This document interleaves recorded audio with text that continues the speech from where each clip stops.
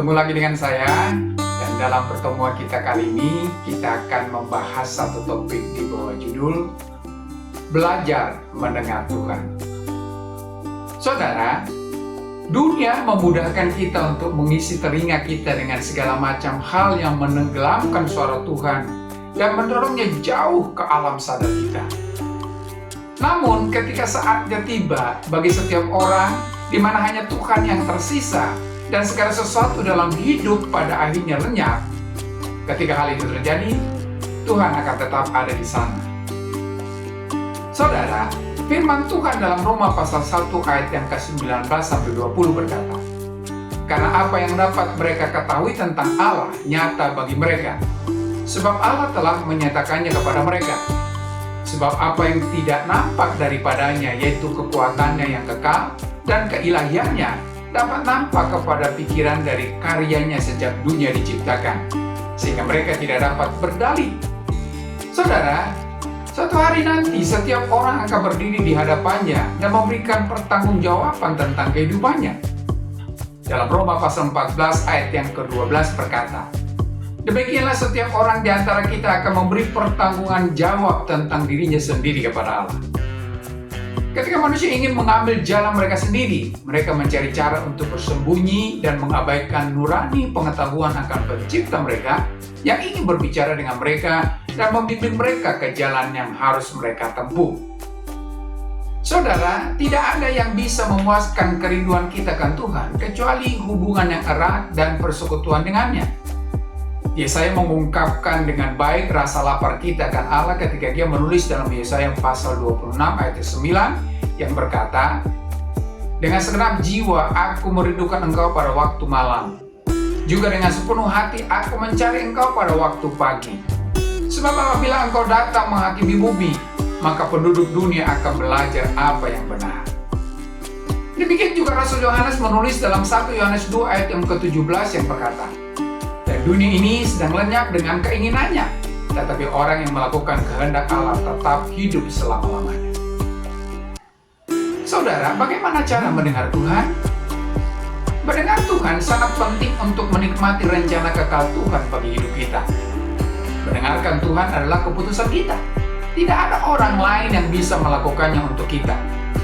Tuhan tidak akan memaksa kita untuk memilih kehendaknya, tetapi Dia akan melakukan apa saja untuk mendorong kita mengatakan ya pada jalannya. Tuhan ingin terlibat bahkan dalam detail terkecil dalam hidup kita. Firman-Nya memberitahu kita untuk mengakui Dia dalam segala cara kita, dan Dia akan mengarahkan jalan kita. Dalam Amsal 3 ayat yang ke-6 berkata, "Akuilah Dia dalam segala lakumu, maka Ia akan meluruskan jalanmu." Mengakui Tuhan berarti mempedulikan apa yang dipikirkannya dan meminta pendapatnya. Dalam Amsal 3 ayat yang ke-7 berkata, "Janganlah engkau menganggap dirimu sendiri bijak. Takutlah akan Tuhan dan jauhilah kejahatan." Dengan kata lain, jangan pernah berpikir bahwa Anda bisa menjalankan hidup dan melakukan pekerjaan dengan baik tanpa pertolongan dan arahan Tuhan. Kebanyakan dari kita membutuhkan waktu lama untuk mempelajari pelajaran penting ini. Saudara, meskipun Anda dengan tulus mengasihi Yesus, Anda pergi ke gereja selama bertahun-tahun tanpa mengetahui bahwa Tuhan berbicara kepada manusia, Anda mematuhi semua peraturan agama dan pergi ke gereja setiap hari Minggu, Anda benar-benar melakukan semua yang Anda tahu untuk dilakukan saat itu, tetapi itu tidak akan cukup untuk memuaskan kerinduan Anda akan Tuhan. Anda bisa saja menghabiskan setiap waktu di gereja atau belajar Alkitab, namun hal itu tidak akan memuaskan dahaga Anda untuk memiliki persekutuan yang lebih dalam dengan Tuhan. Anda perlu berbicara kepadanya tentang masa lalu Anda dan mendengar Dia berbicara kepada Anda tentang masa depan Anda. Melalui membaca firman, Anda belajar bahwa Tuhan memang ingin berbicara dengan Anda dan bahwa Ia mempunyai rencana dalam hidup Anda yang membawa Anda ke tempat yang damai dan puas. Adalah kehendak Tuhan bagi Anda untuk memperoleh pengetahuan tentang rencananya melalui bimbingan ilahinya. Saudara, Alkitab mengajarkan bahwa Allah mempunyai rencana yang baik bagi semua orang yang beriman kepada Yesus Kristus sebagai Tuhan atas kehidupan mereka. Rencananya lengkap dengan sangat rinci, dan itu akan menuntun semua orang yang mengikutinya menuju kehidupan yang berkelimpahan.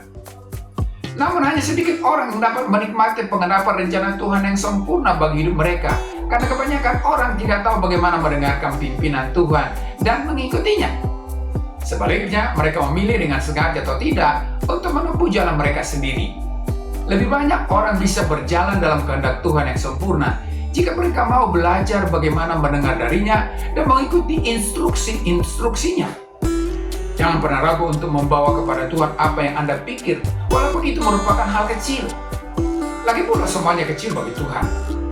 Kadang-kadang kita bertindak seolah-olah kita berpikir kita akan membebani kemampuan Tuhan jika kita meminta terlalu banyak pertolongan kepadanya. Saudara, sangat penting untuk mengetahui apa yang firman Tuhan katakan tentang perannya dalam hidup Anda, karena ini menegaskan rencana ilahinya untuk terlibat erat dalam segala hal yang menyangkut Anda.